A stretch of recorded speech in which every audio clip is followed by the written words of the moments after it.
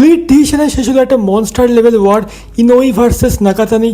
নায়োয়া Inoue by decision still the undisputed champion. কিন্তু ফাইটে দুজনেই ছিল একদম নেক্সট লেভেল। ইনোইয়ের মতো মনস্টারকে 12 রাউন্ড ফেস করা ইটসেলফ একটা হিউজ অ্যাচিভমেন্ট।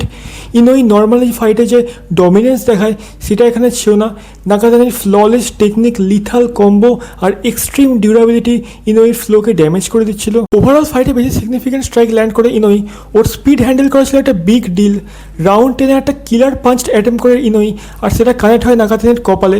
একটা ব্রুটাল কাট হয়ে যায়, বাট নাকাতানি স্টিল ফাইটে থাকে আর সেম ইনসেন্ট ফ্লোতে ইনোইয়ের মতো মনস্টার সে লড়তে থাকে। ফাইনাল বেলা রিংয়ের পর দুজনের মধ্যে একটা অসাধারণ রেসপেক্ট শেয়ার করতে দেখা গেল।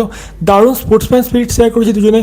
ফর শিওর এই জেনারেশনে দুজন বেস্ট বক্সার, নিজেদের প্রাইমে ফাইট করলো আর মডার্ন ডেজ বক্সিংকে এক নেক্সট লেভেলে নিয়ে গেল এই দুই জাপানের monster. Skill wise one of the best fight of the decade, দুজনেই লিজেন্ডারি চ্যাম্পিয়ন।